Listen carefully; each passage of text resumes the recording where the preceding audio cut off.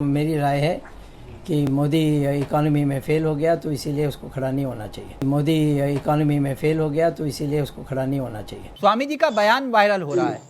वो कह रहे हैं कि मोदी जी को प्रधानमंत्री पद के लिए खड़ा नहीं होना चाहिए। मोदी जी इकोनॉमी में फेल हो गए। देखिए, स्वामी जी का अपना नजरिया हो सकता है, अपनी सोच हो सकती है, तो वो लेकिन ऐसा क्यों बोल रहे हैं?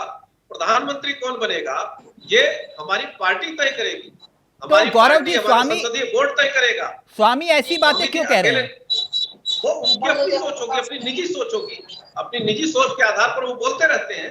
कई बार वो इस तरह के बयान देते हैं जो कंट्रोवर्सी में आते हैं, लेकिन इसका मतलब नहीं कि वो पार्टी का मत है।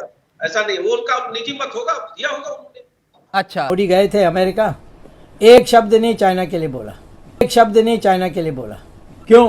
अर्थव्यवस्था निरंतर मजबूत हो रही है, जरा वो याद तो करें। क्या वो 24 को लेकर कोई सिग्नल दे रहे हैं? कह रहे हैं कि आप मजबूत हो रहे हैं और एनडीए को सहयोगियों की जरूरत इसलिए पड़ रही है क्योंकि पिछले 5 सालों में 31 चुनाव हुए और सिर्फ 6 में आपको बहुमत मिला।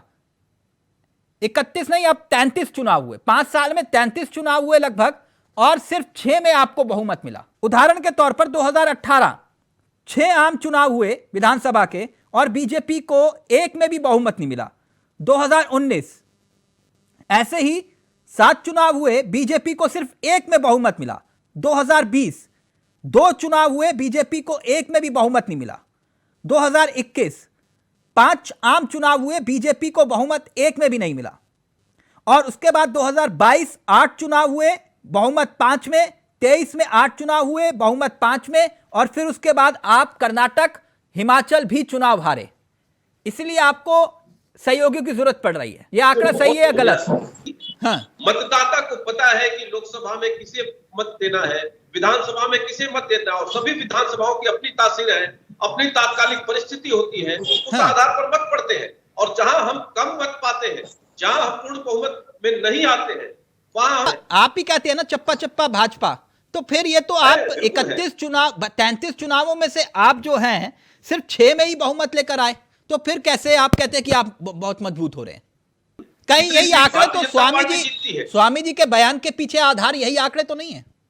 नहीं, आंकड़ों के आधार पर देखिए सरकारें नहीं बनती है। लेकिन हाँ, हमारे साथ वही दल आएंगे जो देश को दुनिया के सबसे विकसित राष्ट्र में खड़ा करने का मादा रखते हैं या वैसी सोच रखते हैं, जो परिवारवादी है, जो अपने परिवार को बचाना चाहते हैं, जो देश के विनाश की कीमत पर अपनी रक्षा करना चाहते हैं। अच्छा, वो परिवारवाद, ऐसे लोग नहीं दिखाई। आपने बहुत अच्छी बात कही, परिवारवाद। मुझे कुछ याद आ गया, बताइएगा, ये जेडीएस परिवारवादी है कि नहीं? जेडीएस हम परिवारवाद के विरोध में हैं। अच्छा, ये चिराग पासवान जो है उसे आप परिवारवाद की पार्टी मानते कि नहीं? चिराग पासवान, हाँ बिल्कुल, वो भी परिवारवाद से ही आया वो भी परिवार। अच्छा, अकाली दल को परिवारवादी मानते कि नहीं? बिल्कुल, मैंने तो पहले ही कहा, आपके कहने से पहले कहा। लेकिन मानते अकाली दल भी परिवारवादी है? हमारी पार्टी की विचारधारा परिवारवाद के खिलाफ है। हाँ। उसके साथ सहमति जो रखेगा वो आएगा। अच्छा, मतलब ये है परिवारवादी, आपके यहाँ आएंगे तो परिवारवादी नहीं होंगे? हाँ, हम इसके साथ सहमति, अपनी विचारधारा, हमारा इत्तेफाक इसके साथ नहीं।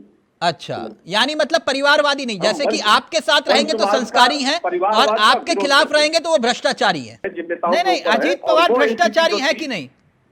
बिल्कुल नहीं। अजीत पवार के साथ हम सरकार बनाए थे, एक बार शपथ लिए थे। नहीं है मुख्यमंत्री फडणवीस जी के साथ शपथ लिया गया था। नहीं है।